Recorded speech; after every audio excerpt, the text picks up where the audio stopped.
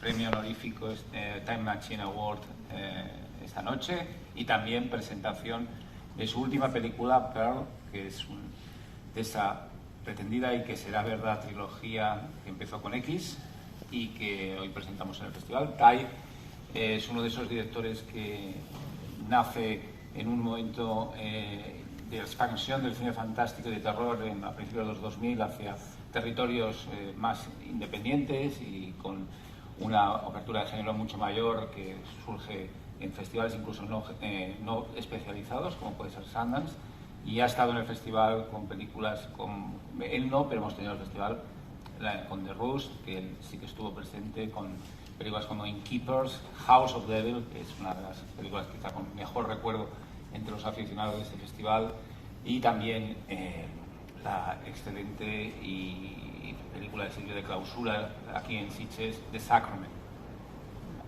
Bueno, lo que vamos a hacer es unas preguntas introductorias por mi parte para que os vayáis pensando las vuestras y después abriremos un turno de preguntas y el diálogo será en inglés, es decir, no habrá traducción para aligerarlo un poquito, y en el caso que hubiese algún tema, alguna aclaración, tenemos aquí una experta perfecta para hacer la traducción.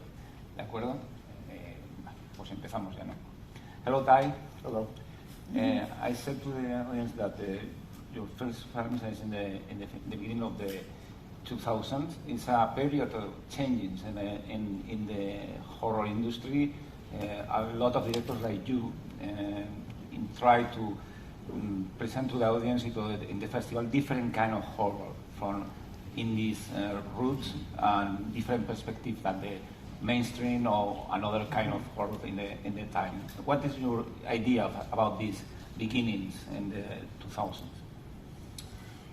Personally, I mean, I was not around any of the movie business, so I was sort of in the middle of nowhere, just trying to make a movie. So I didn't think too much about what people would think about it or what it would be like in the landscape of movies. I was just very excited and somewhat desperate to get a movie made. So I just mostly focused on that. I think looking back on it, certainly there was the tail end of all the remakes, I think, was around then, or maybe it was about to be a lot of remakes. And horror got very, very popular after that from a commercial standpoint. And it wasn't really in the early 2000s and late 90s. It was not, Scream was in the 90s and was very popular, and they sort of made every ripoff known to man with Scream, and then it kind of ran out of steam. So I don't know, I felt very kind of outside of it all, just making stuff. And I felt, to get to come to a place like this or something like that opened my eyes to a lot of stuff that was going on that I was not aware of. And there was kind of its own little independent, propped up by festival world of movies. And I sort of existed in that world at the time. So that I was very grateful that such a thing existed. In relation with that, you make the Innkeepers in the second decade of this century, and in that time also there's a lot of approach about haunted house movies, no? Very successful, like Insidious or Insidious 2, and in the middle is Innkeepers, but in a different kind of idea of the haunted house movie, but also with a very teenager profile also in some moments of the film. What is the idea in the Innkeepers? Why in that moment in your career? Yeah, at the time well, I mean, I wasn't thinking about it, but there weren't a lot of ghost movies then. But we had made The House of the Devil in Connecticut in the United States, and we stayed at a hotel called the Yankee Peddler because it was a cheap place to stay while we were making the movie. And everybody said the place was haunted, and everybody that worked there believed it was haunted. And there was 2 people that worked at the front desk that were trying to prove that it was haunted. And so this was a real thing that was happening while I was making House of the Devil. And so the idea for the movie just came from having lived it a year prior. So I wrote it because I had that experience, and I knew that the place existed, and if we could just go back to the actual place, it was pretty much ready to shoot. It would be very inexpensive because a lot of times you write a movie and then you have to either build something to match it, or you have to find something to match it, or rewrite to match real life. I wrote a place to when we walked in, it was oh, everything's exactly as the script was, because I had spent time there. And then when we finished that movie, we premiered the same time as Insidious did.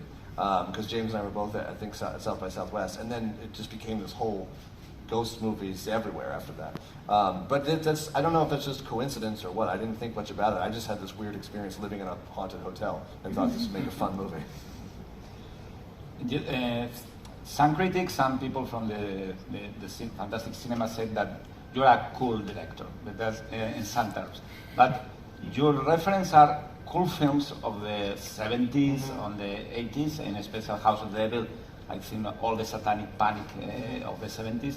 What for you is the difference that type of cult of about 70s, 80s, and now, no? Because it's a very different ways to arrive to the cult of, in the movies today. And House of the Devil is a very recent film, and but a lot of people say that in list, House of the Devil is a cool movie now. What do you think about this difference about the idea of the cult in the genre today and in the past? No? I don't know. I'm not that interested in modern movies, making them. I mean, because I'm not that interested in like technology in movies, and I'm not that interested in making something that seems to be reflecting real life. And I think a lot of modern movies tend to be, you know, people on phones and people on computers, and that makes sense because that's what people are living. But that to me is just so boring to watch. And so I'm always trying to find, you know, a story that's interesting, that visually speaking can feel unique. It can feel like if you see, like if someone sees Pearl today, you could pick out a shot from the movie or at any point in the movie and go like, oh, I know what movie that is and I know who made it. Because it doesn't look like other stuff.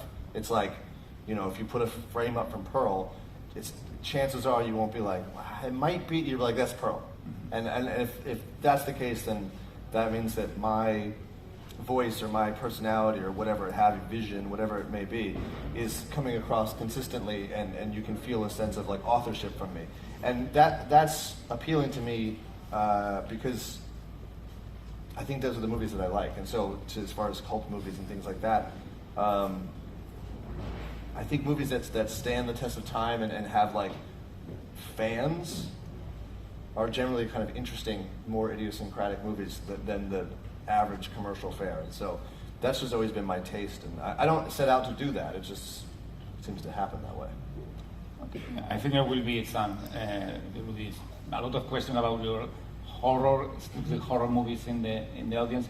But I want to ask about your relation with another genres. For example, a little bit in Thriller Man, with a kind of a thriller. Thriller Man won here an award in Sitges, and also with a Western, because it's the John Travolta thing was very strange in your career. Also in the panorama with American cinema now, and in the case of the series, because it's very I am very interested about the relation with science fiction in Tales from the Loop. I think one of the best episodes are directed by you. What is your relation with different genres, and not only the horror? I have less of a. I mean, I love horror movies, and I always have. I think because I've made some of them, it may seem as if that is 24/7 what I'm thinking about, and it's not. I had made however many, 6, 7 movies in a row, and they were all horror movies, or at least horror-ish movies. And I wanted to take a break, and so I took a break and I made In the Valley of Violence, the Western. And then I got an opportunity to direct a television show, which turned into an opportunity to direct many television shows. And my favorite of the ones I've done was Tales from the Loop, so I appreciate you saying that. And yeah, whether it be Western or sci-fi, or I've done like a romantic comedy dance musical show. I mean, I'm very happy to just work within all. Truthfully, whenever I do a TV series, I'm always looking to try to do something that's very much not horror. Because if I go to a horror show, it's fine, but they're just calling me because I kind of know how to do it, and I know how to do like whatever sort of scary thing they want or a gory thing that they want, and it's like I have a technical proficiency to work well for them in that. But that's not that interesting to me, because that's just me going there to do something very technical.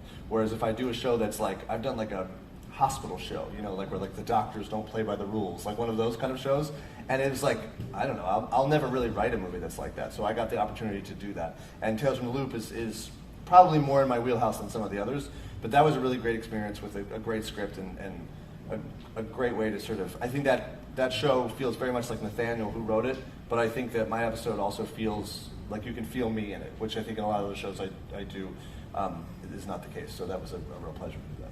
I must say that your Wednesday was here in the Critics Week also. Okay. Yeah, it's been a while. I've been trying to get back here for many years. We love yes. Wednesdays. Ok, vamos, abrimos el turno de palabras, si queréis ya empezar a preguntar. Aquí veo una primera pregunta. Hi. You talk about working on television. Can you talk a bit about them? You directed a couple of episodes, I think. Can you talk about it? Yeah, do you want anything specific I can answer for you? The season finale, I really enjoyed it. So. Oh, cool.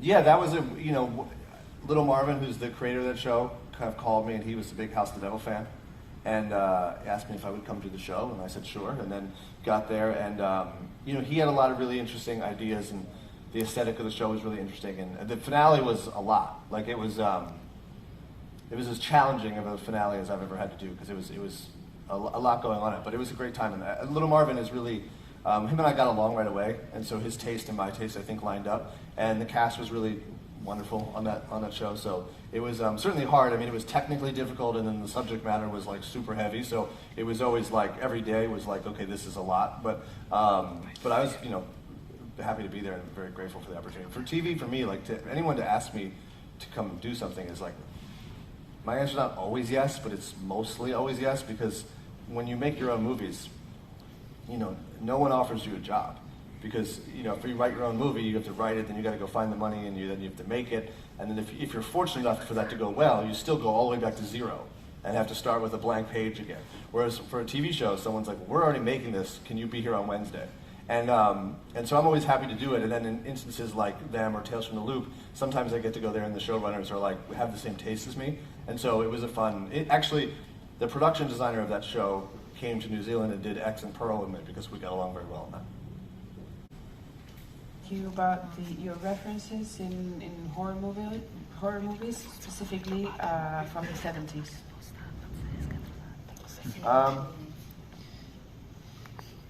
Well, I don't have a lot of specific ones. I have the fact that I've seen an enormous amount of particularly 70s horror movies, and certainly a great decade for horror films.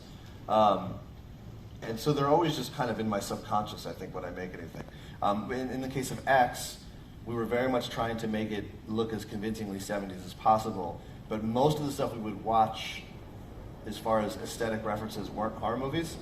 Certainly Texas Chainsaw Massacre looms large over that movie because it's a movie about people in Texas who, it's a slasher movie and they're in a van, but I always felt like because that was going to be looming over the movie, rather than try to avoid it, I'm just going to lean into it and let you think for the first 20 minutes of the movie. You're certain you know what the movie's going to be. It's going to be just like Texas Chainsaw. And then at some point the movie goes a completely different direction and it's not about it. And I always felt like because so many people know that movie, most likely people will think so much about that movie that they'll miss a lot of things that are happening, like clues that are happening in the movie that I'm making. And they will actually, when they find themselves in the movie that I'm making, will have a fresh experience that maybe they wouldn't have had otherwise. So it was kind of a good distraction thing to have people thinking about Texas Chainsaw and then be like, but it's not at all that movie once it gets going. I think. Okay. Yeah. Hi, it's Laura from Beside, from Italy. And speaking about this kind of 70 genres, like 80 also genres like horror and porn that you mixed up so well.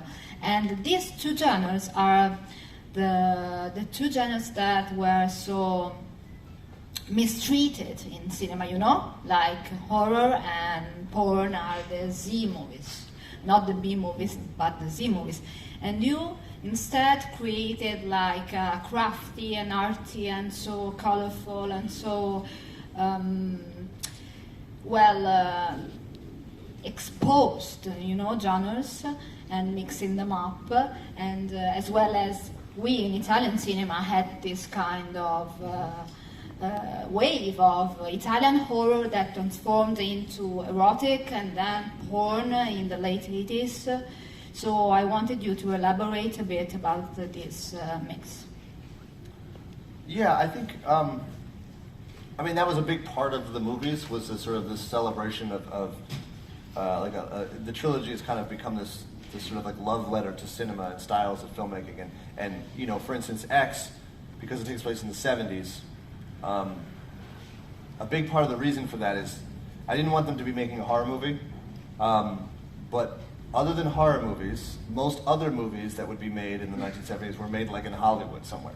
But I didn't really know anything about that or have any interest in making a movie about people making a movie in Hollywood.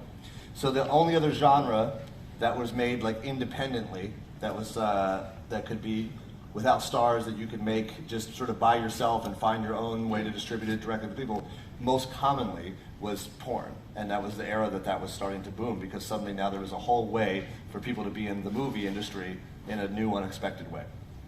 And I felt like it was a good, historically, slasher movies specifically have always been like lowest common denominator, like sex and violence kind of genre.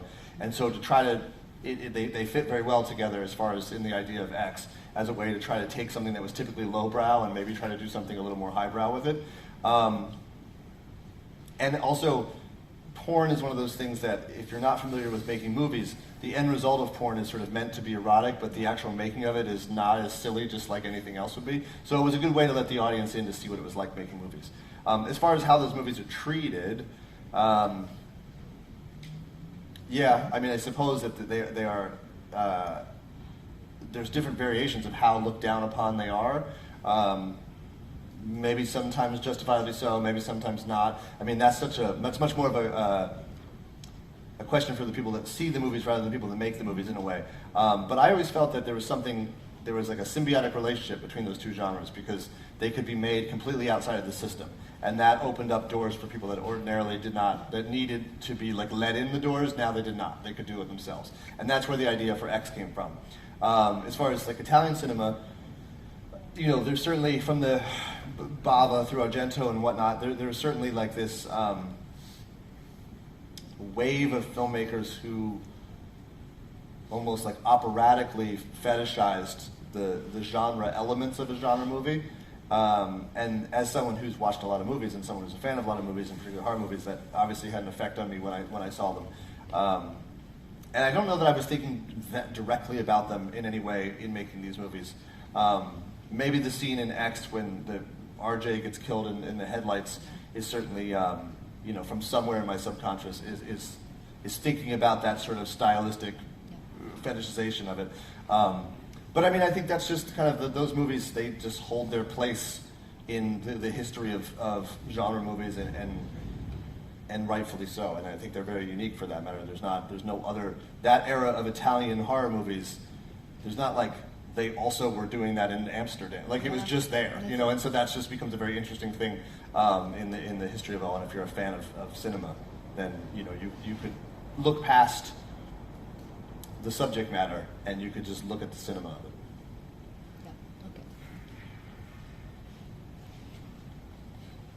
I have a question related to the editing process and the whole post-production process of the two films, being them shot together side by side.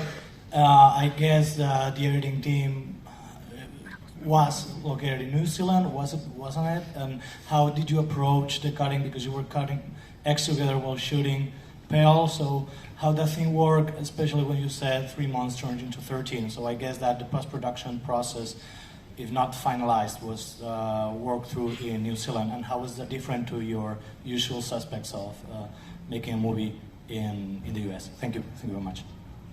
It wasn't that different. So I got to New Zealand November 1st of 2020, and we sort of prepped. We didn't do that much between then and the holidays because there wasn't much to do other than just setting up the office and getting ready.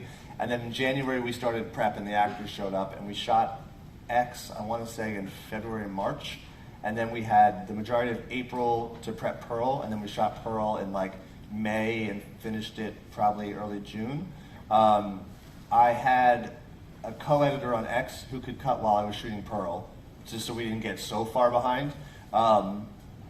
So those 4 weeks or 5 weeks when we were shooting Pearl, his name is David Kashevaroff, but Cash was working on X. And then when I finished Pearl, the goal was to like work on X with him in the morning and then leave X with him in the afternoon and go work on Pearl, and that didn't work at all. So like, and the goal was that I would basically be working on Pearl, but I'd be giving him feedback in the morning so he could work in the afternoon, and then I would see it the next day. And it was too kind of schizophrenic to work on the two movies at the same time. So what ended up happening is like him and I just sort of like tag teamed X and cut that from probably June to, I don't know, maybe the beginning of August, and then finished that, locked picture, and then I went on to Pearl, which was brutal, to go from like locking picture on a movie to go back to like 0 and start over. And so then I started probably in August cutting Pearl, and I probably locked picture end of October, and then we color corrected both of them in New Zealand, and then I came back into the sound mix in the States. So, I mean, it was all just like 7-day weeks since 2020 for me. Like I've just worked all day, every day on these two movies at the same time, and then getting the third one going as well. So it's just been, the ultimate answer has just been nonstop work. But it's good. You know. But one day I'll take a break. Thanks for coming, thanks for your time. I've actually arrived here by coincidence. A friend handed me a ticket, she wouldn't make it in time. And I'm finding it really interesting. I'm a fellow filmmaker as well. I'm writing a script for a mystery film, and I'm finding that there's a thin line between mystery and horror, like moments of hope and dread. And in fact, some of the films I remember the most were horror films. They evoke strongest emotions, feelings out of you. So I wanted to ask you if you personally have any tips or advice when it comes to finishing up a script, like those moments when you're stuck. There's like very simple elements I can't seem to lock down. If you would have any personal advice. Yeah, it's hard. It's a tricky thing to give advice on because everybody's different. But I will give you the advice that, as if I'm assuming everyone is the same. Mm-hmm. I don't think it's ever easy, and I don't think there's ever an instance where you're not stuck on something like that. I think that's what writing is. The parts where it's easy is the lie. Like that's the part that's abnormal. And I think the way to, and if it ever just happens where it's just like piece of cake, then enjoy, because it's never going to happen again. It's like you got lucky on one. But I think generally speaking, it's like you just have to show up every day and just chip away at it. And there's some days where you're going to get one sentence done, but that's at least better than 0. And I think the worst thing you can do is sit back and try to outthink the idea and try to go, well, I don't want to write until I have it sorted. I don't think that works. I think you just have to write every day. And so if I'm writing a script, I have like 3 chunks of about an hour and a half a day. Like I do one in the morning, and then I'll go run some errands or something, and then I'll do one in the afternoon, and then I'll go like exercise or something, and then do another one. And that only ends up being like 3-4 hours a day. It's not that much, but it's like intensive for those times. And some days, like I said, you'll get one sentence done or you'll go backwards, you'll make it worse. But if you show up every day, eventually, 2 months in or something, maybe you'll be like, I got there. But if you sit back and try to think, I don't want to work on it today because I haven't figured it out, in my experience, you just get further and further away from it. And it's something like the best example I have is something like exercise, and that it's like, it's not necessarily that hard to do it, but it's really easy not to. And the more you do it, the easier it gets and the better you get at it. And one day you realize like, oh, this got easier and I didn't even notice it happening. I think this writing is that. I think you have to just stay at it and you get better by doing it. And so, and you could bounce it off friends too if it's something that's like a plot thing you can't figure out. Maybe you have a friend that could help. But ultimately, I think just like forcing yourself to sit down and just, what I would do for Mia, because Mia had never read a script before, and when we worked on Pearl, she was struggling to try to figure out like how to do it, and I just said like set a timer on your phone for an hour, and I would give her the first sentence of a scene, and I would be like, just write whatever comes out of your head. I don't care if it doesn't even make sense. Just go for an hour, and then send it to me, and a lot of it would be like nothing, but then there'd be like this one chunk. That'd be great. And I could take that and I would put it over here and then I would give it back to her and she would be like, oh, most of that was nothing, but there's this one chunk that then made it into the scene that ended up making the scene very cool, which gave her an idea for something else later. So you just throw away the stuff that doesn't work and you keep the stuff that does, but you don't get to that one chunk unless you do the rest of it. As far as writing your last 2 movies, I was wondering, you mentioned Bava and Argento, but mostly all of your influences sort of looming over you. as you wrote, what do you think had more weight on the page, character or atmosphere, meaning sort of aesthetic? I don't think that my scripts have much aesthetic on the page. If I really feel like someone needs to understand the style, I might write it a little bit more heavy-handed, but generally speaking, it's not like you read the scripts and it tells you the shots, or you read the script and it tells you that it's supposed to be scary or something like that. So I aim more for, I think about character as far as if you're reading a script of mine, hopefully like you can picture the people in your head and you can hear their voices and you like them or don't like them if that's the point. And you can kind of get a sense of like the world in which where the movie takes place. But because I write and direct and edit, most of my like aesthetic stuff, you know, you could read the Pearl script and picture it as a very austere black and white movie and not this like Technicolor kind of thing, easily. Because that wasn't on the page at all. But that's because I do my own thing and I haven't really had the need to convince people of that. So for me, I'm just trying to convince people of the character and the overall story that, you know, if you're reading along and it's a page turner, then that's good.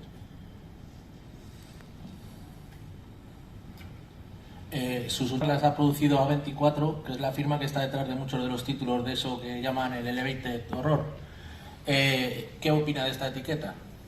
Gracias. Your last movies were shot with A24. What are your thoughts, or what do you think about this label? They're great. Yeah, I'm in such a fortunate situation with them, and that they really bet on me. I'm not sure why, but they did, and we ended up making 2 movies together, and now we're going to make a 3rd. And I'm hoping it's the beginning or of a long relationship with them, because they're very respectable filmmakers, and they're very much on the side of the movies they make. They've championed their movies in a really cool way, and yeah, from the collaboration standpoint, it's been effortless. Me gustaría saber dónde te encuentras más cómodo, dentro del cine de terror psicológico, que es el que prefiero yo en este sentido, o en el cine gore. Lo digo referente también a tu película Cabin Fever 2, en la cual parece que no estuviste muy de acuerdo con el montaje final, y creo que ibas a firmarla con un seudónimo. Este es realmente tu único film gore, creo. ¿Qué piensas de ello? De si te encuentras más cómodo en un subgénero o en otro. Where do you feel more comfortable working with psychological terror or with gory? And he believes there's one project that you didn't agree much on and that you didn't want to sign in the end. So his question is, where do you feel? Cabin Fever. Cabin Fever. Where do you feel more comfortable, with psychological terror or with gory? I don't feel more comfortable with one or the other. It just depends on, I tend to have like an idea for a movie, and if I like that idea, it sticks around, and if it sticks around, it starts to kind of grow, and then I just do whatever seems to make the most sense for that idea. And sometimes it's very gory, and sometimes it's not gory at all. I think filming-wise, I always dread having to shoot anything gory because it's very technical. And so the experience on set is like, you're just trying to get the tube of blood to work a certain way. All the stuff that's fun to watch is I find very unpleasant to make, because it's just such a technical challenge that it's just little bits and pieces here and there, and you don't really get the experience of the collaboration with making a film with people like you do in a scene when there's just actors acting, versus when you're just trying to get blood to squirt on a wall in a certain way and it doesn't, and then you have to clean it up and you're running out of time. It's very stressful. But the effect of it on screen when it's done is great, and so you go through the trauma in order to get it done. And yeah, Cabin Fever 2 was one of those ones that sort of got away from me, and it happens, I guess. It seems so long ago now. At the time, it was very traumatic, but it was a series of things that sort of went wrong on that, and there wasn't a way for me to sort of help it, and so it ultimately at the end felt like it'd be better off without me, because the direction I would have gone with it was a different direction than they wanted to go with it, so it would have been best to just let them do their thing, and so I went off and made House of the Devil. I wanted to ask you for the music process. Did you start composing before the shooting with the script or later? And how was working with Tyler Bates and Chelsea Wolfe? I love the voice motifs on X, so extraordinary. Yes, so Tyler I had worked with before, and so he's great to work with. I love Tyler. I wanted the X score to be female vocal driven, and he had just worked with Chelsea on something, and her music is really awesome, and so she was looking to do a movie, and so it was the perfect timing and the perfect fit. They did do some stuff prior to shooting, and I think just to kind of like feel out what it would be like, I think the theme was figured out then, and we kept that. A lot of the other stuff was really cool, but things change once you make the movie. But I think her main theme was one of the first things they sent me, and that was before we even shot, and that stayed all the way through. But Tyler's great. I mean, Tyler is like, he works nonstop and works so fast and is like so collaborative and so creative, and he was a real pleasure. And to work with him and Chelsea on this, and then turn around and do Pearl, which instead of being this stripped down vocal score was this like 65-piece orchestra in a very sort of old traditional Hollywood way, is truly a credit to Tyler and his ability to do just about anything. X es una película que también habla sobre la vejez y la sexualidad reprimida. Y quería preguntarte, uno, ¿por qué decidiste introducir algo que no se ha visto casi nunca en los slashers? ¿Y cómo lo hiciste para introducirlo y que no... o sea, para que no distorniera mucho el tono de la película y te quedara una especie de Frankenstein de película en el que no cabría eso en un slasher? Okay, so in X the movie, you also talk about getting old and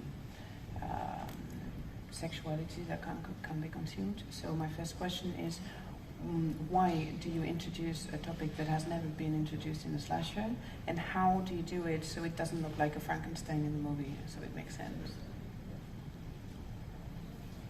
I don't know. I mean, when I had the idea for X, I was trying to think of, well, if we're going to make a slasher movie, who are the villains in it? And traditionally in slasher movies, historically, usually people were being punished for doing things that you weren't supposed to do, whether it's sex and drugs and whatever. Sex, drugs, rock and roll kind of stuff is looked down upon, and they were sort of puritanically being punished.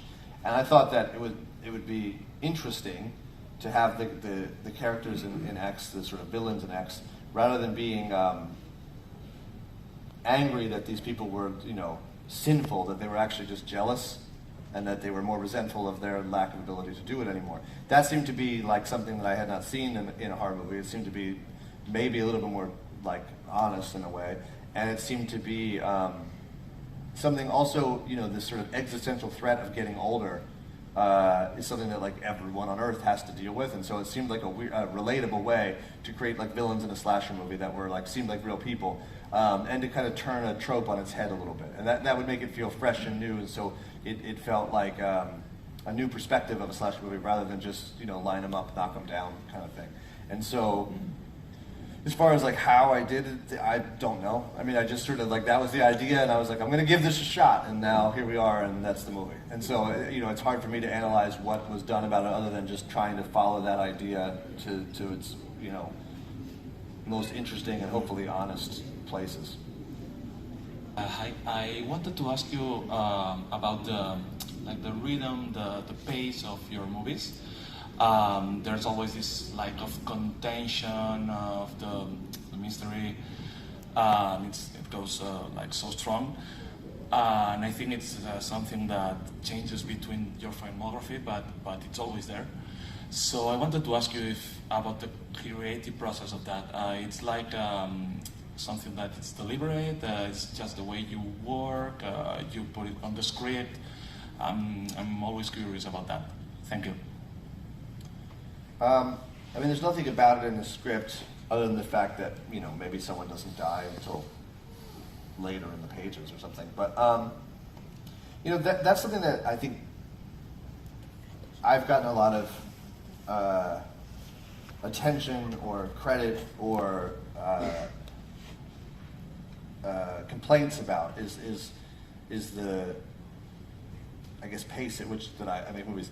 I really don't think about it at all. I mean, I think about it in the sense that I'm trying to attach you to the characters and to the time and place of a movie, and to try to lure you into thinking about one thing so that I can have something else going over. So I'm certainly thinking about it from like a constructing the movie standpoint of just being like, you think it's going to be this, but it's actually this and stuff like that.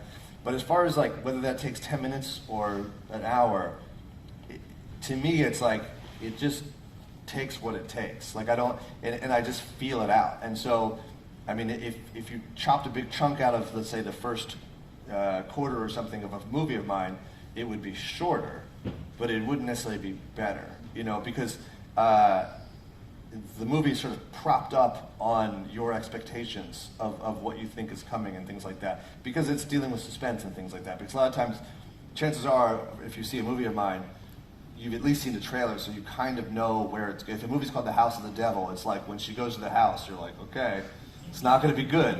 So then, from my side of things, if she goes to the house and immediately something terrible happens, you're like, of course, that's boring. But if you don't know when it's going to happen, but you're a hip modern audience, I have to keep subverting when you think it's going to happen. Otherwise, you're going to see everything coming, and then it's going to also be boring. So I think that's something just with horror movies, and I think I lean more in a sort of suspense category. I think you just have to sort of be patient, and you have to, in a way, kind of lure the audience in and manipulate them a little bit with the timing and the pacing of the movie in order to deliver for them in the second half. So it's one of those weird things that's, if I made it shorter and it wasn't as good, then it would not be slow burn, but it would be not good. And that seems like not as a worse choice. But so I don't know. I think to me, I just sort of it unfolds how it unfolds. Yeah, a big part of it to me also is like endearing you to the characters and to the geography of where it takes place. So that way, when someone runs out of a door later, you're like, I know where they're going because I've seen that earlier. So they're not running out into a room that you're like, I don't even know where I am. And all that stuff helps orient you to the movie. Me gustaría saber un poco más acerca del proceso de montaje, más específicamente de X, porque creo que tiene una parte narrativa bastante importante. Y sé que has hablado un poco del montaje, pero me gustaría que pudieses hablar un poco más sobre X. Gracias. I'd like to know about the editing process, especially in X. X was a very hard movie to edit. Because of the movie within a movie aspect, there's a lot of... It was scripted when it's in the movie and when it's in the movie they're making, so it was a bit, going back to the question before, it was kind of a scripting where it did say like, in 16 millimeter this was happening, and then it was like, not in that. And so when you put it together, I put it together with that goal, and most of that worked, but some of it didn't. And so because I had the movie they were making and then the movie I was making, you often had opportunities to go, well, should we stay in the movie within the movie or stay within the regular movie? And that can do you in because it's too many options. And so some of the movie was very easy to put together, but there was chunks where they were intercutting things that was just to try to get it just right. There were so many forks in the road that you could choose from that it was kind of tedious and exhausting. You can get a kind of paralysis of analysis type situation. So it was a tedious movie to put together and very challenging, especially the parts of the movie that are intercutting between the two stories. But I think, you know, the challenge that was shows because I do think that those are some of the better scenes in the movie, and I do think those are scenes in the movie where the audience is very aware of the editing of the movie, and audiences are never aware of editing in movies anymore. No one's thinking about it. So the goal was to try to invite the audience into filmmaking and to be thinking about it. And I would say for the majority of my experiences from seeing that movie and talking to people about the movie, I mean, it's very rare that people ask, in this case, multiple questions about the editing of the movie, and that's because I think the editing is a thing in the movie, and it makes you think about, oh, look, that's the movie they're making, but it's paralleling the movie that he's making, like, huh, and it's like something, you know, versus just being like an invisible thing that moves the movie along. One last question. Of the horror movies, characters end up dying like too soon in the movie before you can care a lot about them, so it's like, okay, it died. But in X, you took like a long time to develop them. When they die, or even before that, you understand what they are doing. You can feel what they feel. You can see this parallelism between Pearl and them. And well, there's, I think, some kind of cliche in the horror genre nowadays that they replace the character development with just shock impact. Like as long as there is some jump scares or something that can scare the kids, it's enough for a movie. So what I think that makes X a great movie is that you can understand the characters, there's a story behind them. So what do you think about character development in the horror genre? Is like important, or is something you can replace with just scare things and that, well, that is. Thank you. I mean, I think it's very important. I mean, I think the movie kind of relies on it. Not everybody feels that way. I mean, you know, there's plenty of movies that, as you're describing, are relatively empty kind of experiences with the characters, but have, let's say, a series of jump scares or whatnot. People tend to go to those movies, so as long as people go to those movies, there will be more of those movies, but as long as people go to movies like X or whatever, there'll be more of those also. So I think you can just have both, but my taste is certainly in a more developed way than something that's just, a lot of those sort of larger studio movies that are doing what you're describing are, the goal of that movie is just a weekend entertainment thing, and it's meant to be like, everyone comes on the weekend, they see the movie, everybody talks about it, everybody goes home, and then that movie kind of disappears into, you know, the ether. I think that the movies that I came up on and love and things like that stick around, and you watch them multiple times. I think a lot of the sort of jump scare driven movies, you don't have a need to go back and watch them. They're kind of a one-time experience. So, but I think there can be both. I think, you know, it'd be nice if stuff that wasn't that was a little more popular than it was. But that's always the, like, you know, artist strife of, like, you know, wanting this sort of more esoteric stuff to be bigger than it is. But I think as long as people support it and as long as people enjoy it, you know, it's not just me doing that. Plenty of people will be doing it, and people do it better than I do, I'm sure. Okay, for closing this Incontro, I must say that the people from Sitges Film Festival, the organizers and the people, the audience, we are very happy to have to award with the Time Machine Award a young filmmaker, because this award is not only for nostalgic or for a career from the past, very important people from the past. It is important for us because filmmakers, to give the genre something new, something fresh, and new ideas. And Taiwan is this kind of filmmaker. And it's a time machine for the future, I think. You are a filmmaker for the future. And thank you for coming, and congratulations. Thank you so much.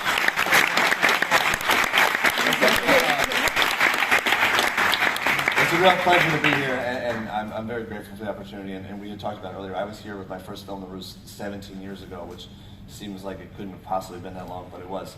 And it's very surreal to be back here and to be having this conversation and to be presenting the movie tonight. So thank you for showing my first movie, especially, and then just showing my other movies over the years. And I'm happy I could finally, you know, schedule-wise be back here for this, because it's great. Thank you.